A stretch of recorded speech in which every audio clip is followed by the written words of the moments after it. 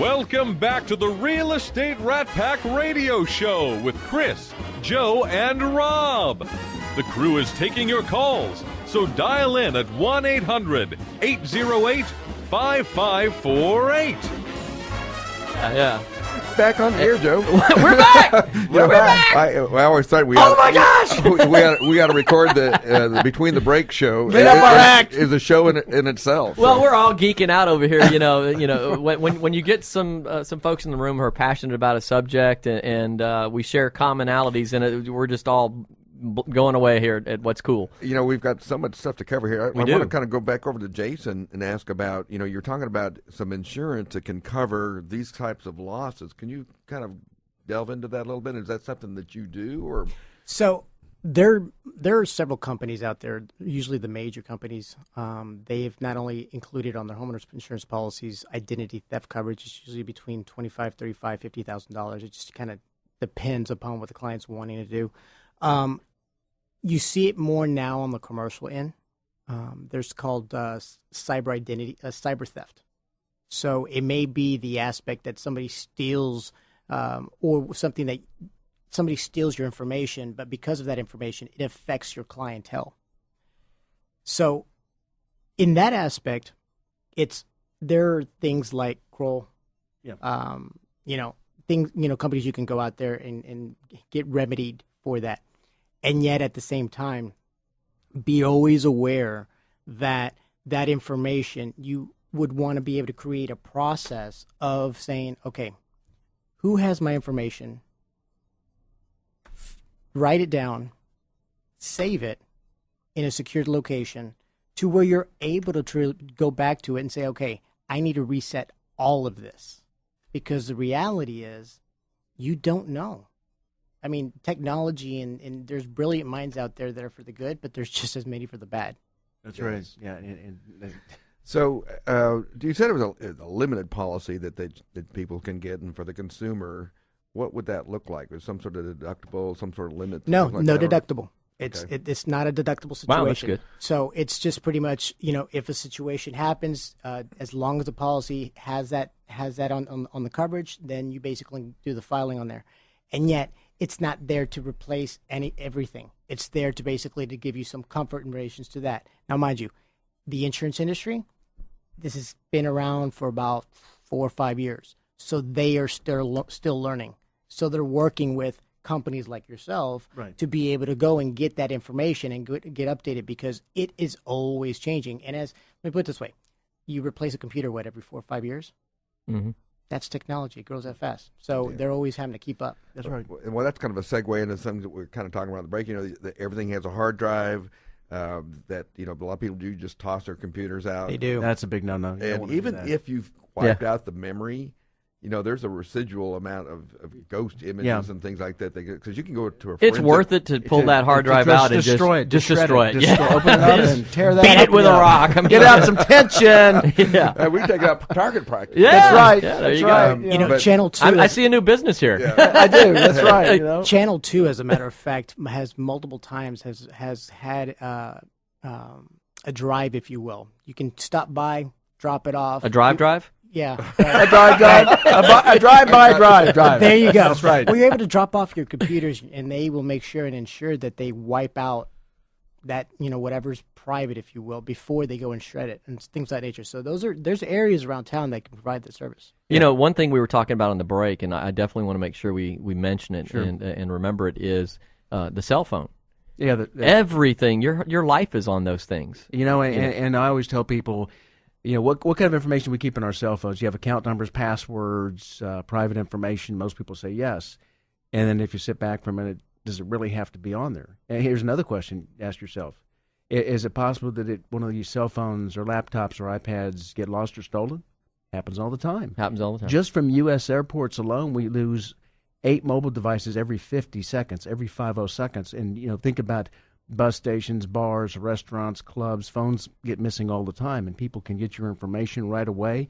I went into, and I don't want to mention the name of the retailer to protect the names of I wouldn't say the innocent, but the neglectful. I went into a major retailer, got a cell phone. I was due for an upgrade a couple years ago. And I had walked in on a Saturday night, 8 o'clock. and I gave him my mobile number. No money was due because it was one of those free upgrades. I walked out in 10 minutes with that new phone. I didn't show an ID, I didn't show a check, and I didn't use a credit card. So help me God. When I walked out of there, it was one of these new Google phones. So the kind of information that it updated, it had some AOL stuff on it that I hadn't seen in 5 years. And I looked at it and I thought, man, this is just cool. And then I stopped in my trunk. I thought, wait, this isn't so cool. Yeah. And I thought to myself, what just happened? You know, what just happened to me? And says all your contacts, and a lot of information is in the cloud with Google. Yeah. Which is a nice thing about Google, because you change phones, you have to worry about transferring contacts. Right, and nothing is secure, is absolutely safe, because remember, all these things are man-made. And no matter what, there's nothing that is completely impervious and safe out there. Let's talk about some prescriptive things that we can do to help absolutely. that. I was just going to say one thing that on that note, the prescriptive side, we want to make sure we give some folks some takeaways today, some things that they can do to prevent themselves from being hurt. So both of you guys be thinking about that. But on the cell phone thing, I had a tablet stolen a good while back. I'll bring it back, Joe. I've been playing Candy Crush on it. It's okay. and that motivated me to begin the search for a good product to lock it down and to locate it, because they all have the GPS stuff on them and all that sort of thing. So here is a fantastic application that you can download. You can install it on up to 3 devices. You create an account so that you can log into it and track those devices for 3 free. It's a program called Prey, P-R-E-Y, P-R-E-Y. It will actually, if you turn it on, it will lock the device, wait for first use, so that when the person opens the screen or opens the laptop or that type of thing, it will engage the camera, take a picture. If you have the GPS enabled, it will give you a GPS location, and then completely lock the device to where you can't get into it, and it becomes a useless device, and a little siren will start going with the return this device thing on the cover. It's a fantastic program. Prey. Well, that sounds like good Highly stuff. recommend it. We have a caller on the line. We've got a couple of calls coming in. Name looks familiar. It's a Chris Kelso. It says he's calling from the Harris County Jail. Correct? I don't have enough cash or bail money today. I'm sorry. Hey, that is a dirty little secret, guys. On radio. Oh, was I It's a not supposed to volunteer say show. that? Chris, this is our own Chris Kelso, who could not be with us today, so thank you for calling in, Chris. Did you have a question or comment? Great subject. I actually got a comment. One of the things, speaking about identity theft, that I am getting more and more of, and that we see this all the time, and it's something I always want our listeners to know, is I have a lot of clients that come into my office, and one of their questions isn't necessarily about rates or what do I need in the rest of the paperwork. It's, how do you handle disposing my personal information? How do you handle that aspect? Where does it get stored? How do you dispose of it? What security measures do you have around it? And I'm seeing more and more of that, which I think is a great thing to approach a lot of companies with. If you're out there, if you're in a real estate transaction, if, you talk about those questions that people want to ask about, qualifying their lender or qualifying their real estate company, it's a great question to ask. And I think as identity theft is becoming more prevalent and people are becoming more aware of it, that's one of the major factors that people are starting to look at. Yeah. And when these things happen, usually it's to the tune of thousands or hundreds of thousands or millions of records. It's crazy. Absolutely. Yeah, and I think every major company has a system in place for like redacting, sensitive information or securing it in some fashion. It's the smaller companies that I'm concerned about that don't have policies in place, and they're leaving applications with social security numbers sitting there, and those are the ones that I think I'm concerned about. Well, I think one important thing would be is if you are going to give your social security, your date of birth, your driver's license out, it doesn't matter who it is, whether it be a insurance firm or just anybody for that matter. Ask them, what's your process once I give you this, to make sure that it's not going to be just put around on a kitchen counter and somebody goes and takes it away. That's a great point. And the biggest Achilles heel here is it's the human element that brings them down every time. We can have the best systems in the world, the best software, the best checks and balances to get in electronically, but it's the human element that brings you down. Absolutely. And that's why regularly scheduled training, it's part of the Federal Trade Commission's guidelines. It's part of the ISG, which is the Information Security Guidelines that are published by NAR.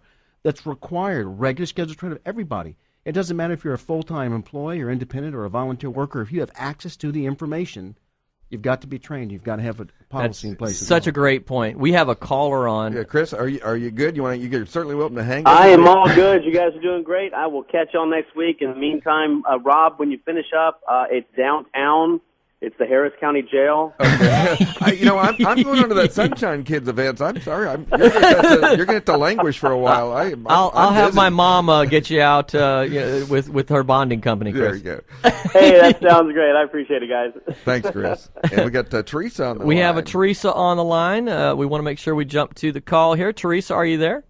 Yes, I am. Good morning, boys. Good morning. Good morning. Is this the Teresa, the one and only Teresa? Teresa Kennedy from the Woodlands. You got it, kids. This is me hiding in my bedroom, kid-free right now. And I think that this is an appropriate time to wish you a happy birthday. Thank you. Are Happy you guys birthday. coming? Am I going to see y'all later? I will be there tonight. I'm driving out to the Woodlands. I'm bringing my sleeping bag. Hey, I have a big game room. Okay, so if good. you don't mind, like three rambunctious boys, you are more than welcome. No problem. To hang out and sleep on my couch. Looking forward to it. So, did you have some information about what we're talking about?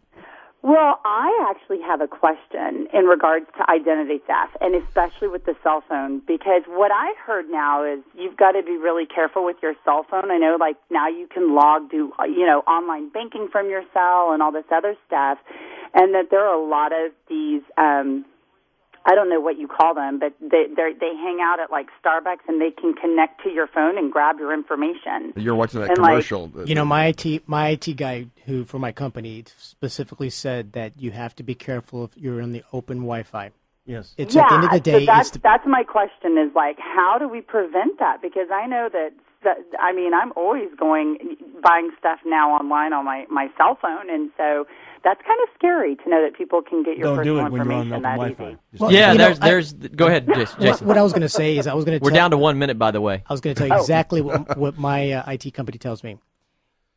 It's not an issue of doing the Wi-Fi when you're in Starbucks, as long as you're very aware that if it's information you don't want to be seen, don't be doing it. Right. That's really goes back to that scenario. Other than that, I mean, if you're just looking up Yahoo or whatever, that's different. Right. But here's the safest thing is if go ahead. I didn't mean to cut you. No, go ahead. Yeah, one of the great ideas. A lot of people have their portable hotspots these days. Their phone turns into a hotspot, and that is secured. So if you can do that, and yes, I know it's nice to use it free when you're at Starbucks or something, but if you can do that, you're that was exactly what I was going to say. Okay. That here's a simple rule of thumb is that for internet browsing, just your typical internet usage, the shared Wi-Fi or the public Wi-Fi is perfectly fine. If you want to do any kind of secure transaction, banking, that type of thing, turn off the Wi-Fi and go back to your cell signal. Yep. Okay, perfect. Yes, because I do have hotspot on my cell phone. There you go. Well, that's really great information. I did not know that. And my son is totally got the biggest smile on his face because he can hear me on the radio. Well, don't forget to call in. Cool. You should see. We're smiling too, but you can't see us. Don't forget to text in the thought of the day. I did. I've got it. Okay. Facebook, yep. Very good. It's actually very cool because it just fits kind of what you guys, Fits the subject. Yeah, fits the subject. Well, we're Love up you against. guys, and I'll see y'all later. Love you, and we're up against the break, so we will be right back. Fancy gloves, though, where's old Maggie Heath, babe? So there's never a trace of red.